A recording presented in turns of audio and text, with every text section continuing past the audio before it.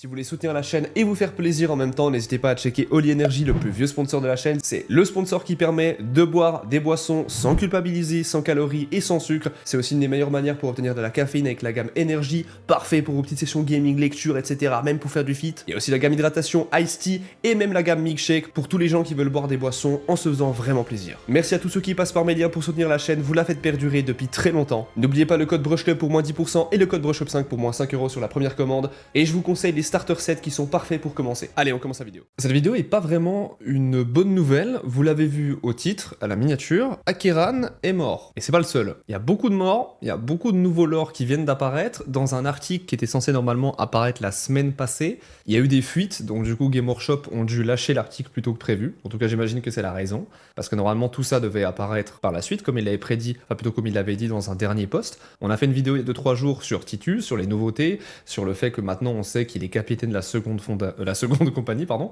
Il avait dit que du coup la semaine prochaine on aurait plein de nouveaux lores pour comprendre qu'est-ce qui arrivait à tel ou tel personnage.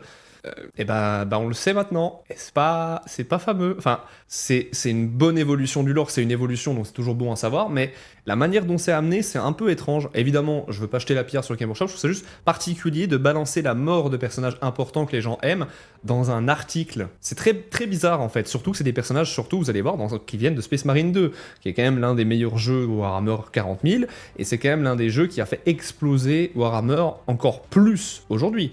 Je le rappelle, je dois ma carrière YouTube à Space Marine 2. Je sais pas si vous vous rendez compte de la dinguerie que c'est. Le pic de vues de statistiques de ma chaîne YouTube, quand Space Marine 2 est arrivé, c'est une folie. Ce jeu m'a permis d'avoir une carrière YouTube stable. C'est quand même une folie quand on y pense. Juste, j'adore les maths. Mais vous allez voir, le lore est quand même très particulier. Accrochez-vous, c'est tout ce que j'ai à dire. Juste avant, n'oubliez pas que vous êtes 50% de la chaîne les gars à la regarder sans être abonné. Je vous invite donc à rectifier ça avant que l'Inquisition ne toque à votre porte. Et évidemment, prenez votre meilleure Holy Energy avant que nous commençons la vidéo, c'est très important. Comme ça, évidemment, vous êtes rassasiés et vous pouvez profiter de ça à fond. Checkez le lien dans la description, commentaire épinglé, ça soutient la chaîne énormément et financièrement, c'est vraiment le meilleur moyen pour que nous, on puisse continuer à faire autant de vidéos. Merci à tous. Alors, tout ça, ça donne suite donc au fameux 500 mondes, donc la suite, la campagne qui va arriver un peu comme Arc of Omen qui était sorti pour la V10, enfin pour la V9 et du coup qui était la mise en avant de la V10. Là du coup on est toujours en version 10 de Warhammer 40 000 et les 500 mondes c'est la campagne qui va permettre d'introduire la version 11 de Warhammer qui sort l'été prochain. Normalement cette campagne devrait sortir en janvier-février et finir autour d'avril si ça suit la même logique que Arc of Omen. Mais c'est basé principalement sur un personnage, ce qui est assez unique, évidemment, vu que c'est Titus, qui est un personnage donc, qui représente littéralement Space Marine 2 et qui est un petit peu l'emblème actuel de Warhammer 40 000. C'est pour ça qu'ils mettent autant en avant le personnage. Mais alors, du coup, la question c'est, comment Titus est-il redevenu plutôt capitaine de la deuxième compagnie? Avec la révélation époustouflante de la nouvelle figurine du capitaine Titus et l'annonce de son retour à la tête de la seconde compagnie des Ultramarines, nous revenons sur les officiers renommés qui ont occupé ce poste au cours de l'histoire de Warhammer 40 000. La seconde compagnie a compté plusieurs capitaines célèbres ces dernières années. Quelle est donc leur place respective? Nous commençons par la bataille de Macragge, un moment qui a défini les Ultramarines dans le vaste canon du 41e millénaire. Et ils introduisent tout ça avec Severus Hageman. Alors, bien que plus connu comme un capitaine de la première compagnie des Ultramarines, Severus Hageman commanda la seconde compagnie jusqu'à la mort de son prédécesseur, Saul Invictus, lors de la bataille de Macragge, plus de 250 ans avant l'ouverture de la Grande Faille. Plus récemment, Roboute Guilliman, le primarque des Ultramarines, le renomma tétrarque et lui ordonna de reconquérir les frontières nord d'Ultramar.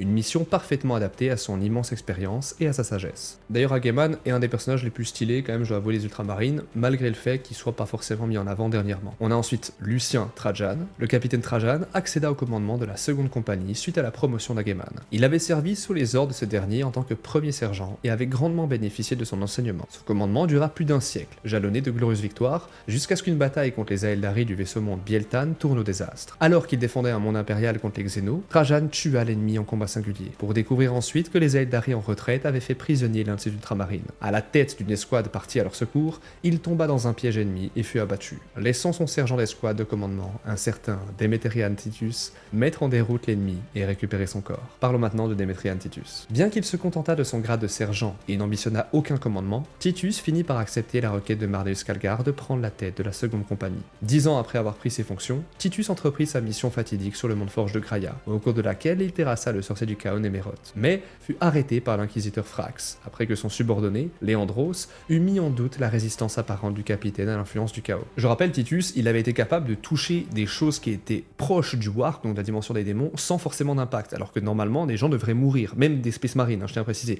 ou alors ils finissaient, normalement, ou ils devraient finir, possédés. Sauf que Titus n'a rien eu. En fait, il a vraiment une résistance ultra puissante face à tout ce qui touche au chaos, et c'est très étrange, et c'est pour ça que l'Inquisition pensait qu'il était un traître, il pensait qu'ils étaient alliés, ou qu'il était allié avec le chaos, pardon. D'où les soupçons. Et c'est pour ça que Léandros l'a dénoncé. Je sais, c'est un avis qui est pas très connu, et surtout pas forcément accepté, mais Léandros, ça fait que son taf. En tant qu'ultramarine, c'était un petit peu normal qu'il le fasse. Même si, évidemment, il a été une putain de balance. Ça, on est d'accord. Thrax fut plus tard consumé par le chaos lui-même. C'est un danger inhérent au travail de l'Inquisition. Et Titus fut libéré lorsque les Chevaliers Gris purgèrent les possessions de l'Inquisiteur. Croyant avoir déshonoré son chapitre, Titus choisit de rejoindre la Death Watch en tant que Black Shield, de bouclier noir, plutôt que de retourner chez les Ultramarines. Pour ceux qui veulent un peu plus l'histoire de Titus, j'en ai fait une vidéo que je vous mets dans la description ou avec une petite fiche juste ici. C'est très important de connaître l'histoire de Titus, évidemment, pour la suite. On fera une vidéo dédiée, je pense, sur Titus de 2 bonnes heures, parce qu'il y a énormément de choses qui ont évolué depuis le temps, et je pense qu'à mon avis, il y aura de quoi faire. Caton Sicurius. Suite à la disparition de Titus et à la mort de son propre sergent-chef, Sidonius, lors des événements de Graia,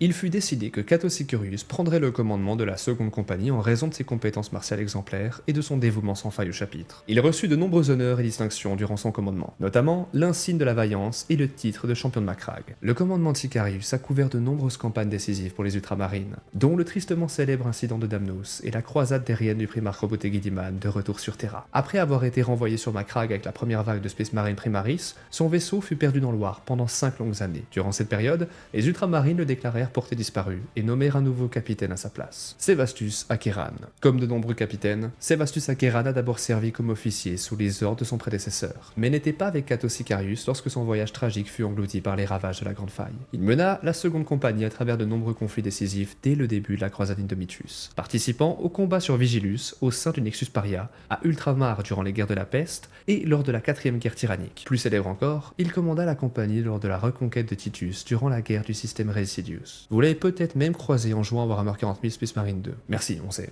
Le brillant parcours d'Acheran prit fin sur Trig, le monde ruche et bastion vital et apparemment loyal qui protégeait le système Pyrémoat des incursions tyrannides. Après la disparition d'un vaisseau d'exploration du Monitorum et de son escorte des gardes fermordiens, qui laissèrent échapper un cri psychique avant de s'évanouir sans laisser de traces, Acheran mena une force d'intervention pour enquêter, accompagné de son lieutenant décoré, le frère Kairon. Ils découvrirent un puissant culte Gensealer infiltré dans la ruche principale, dont l'influence s'étendait des bas-fonds jusqu'aux flèches, prêt à percer les défenses de la planète à l'arrivée des tyrannides. Le soulèvement du culte avait déjà commencé, et menaçait de se propager à travers le monde. Afin de le contenir, Acheran choisit d'activer les protocoles de confinement anti-atomique de la ruche, scellant ainsi toutes ses forces à l'intérieur de la cité avec une horde quasi infinie de cultes enragés. Ce choix noble, celui de se sacrifier avec ses frères, a permis de contenir le culte Gensealer et de sauver le monde, ainsi qu'un secteur vulnérable, d'une destruction certaine. Chaque Space Marine ayant débarqué sur Trig fut lentement anéanti au cours des batailles de plus en plus désespérées. Lorsque les renforts impériaux arrivèrent pour exterminer les derniers membres du culte, ils découvrirent qu'Acheran, Kairon et leurs frères avaient vendu leur vie pour éliminer un nombre incalculable d'hybrides Xeno. Revenons-en à Titus. Après sa victoire légendaire contre les Tyrannides et les Thousand Sons dans le système Residius, sa survie lors d'une mission apparemment suicidaire visant à détruire des artefacts du chaos sur Sadju,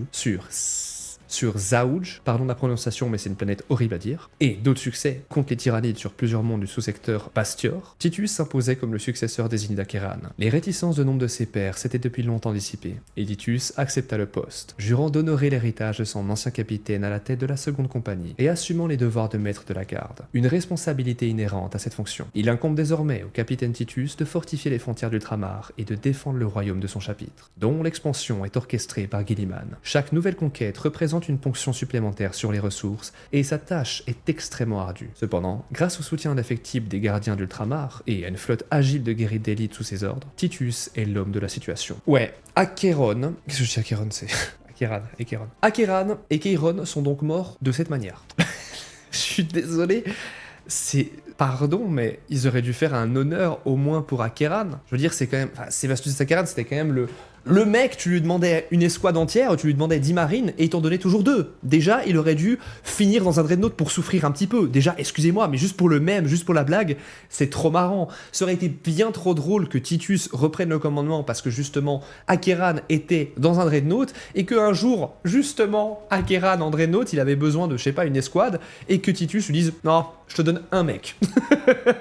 Je te donne un autre Dreadnought et vous allez nettoyer une planète. Ça aurait été beaucoup trop drôle, parce que là, je maintiens, mais c'était un personnage ultra emblématique de Space Marine 2. Je trouve ça vraiment bête de le tuer comme ça. Et pareil pour Kairon. Kairon et Akeran, enfin, c'était deux personnages hyper importants. Kairon, je le rappelle, c'était quand même un Space Marine qui a été endormi, qui avait connu la bataille sur Calf avec les World Bearers, qui avait connu la trahison sur Ultramar, enfin dans le secteur. C'est assez fou. Et il était ultra intéressant comme personnage. Il avait pété un câble à un moment dans la campagne de Space Marine 2. Moi, je pensais qu'il était devenu un traître, que c'était devenu un hérétique, qu'il était possédé par limite un dieu du sang ou j'en sais rien. Enfin, un démon du sang. C'était assez stylé. Et en fait, il avait une certaine intrigue autour de ce personnage. Il y avait une intrigue intéressante, il y avait une profondeur que j'aurais voulu découvrir plus. Mais là, les deux personnages hyper importants de Space Marine 2 viennent de se faire effacer comme ça. C'est un peu bête. Je sais qu'il y a de fortes chances qu'on les retrouve dans Space Marine 3, mais étant donné que du coup, tout ce qui se passe actuellement, c'est probablement après Space Marine 3. Mais je maintiens que ça reste un petit peu triste de les voir mourir de cette manière-là,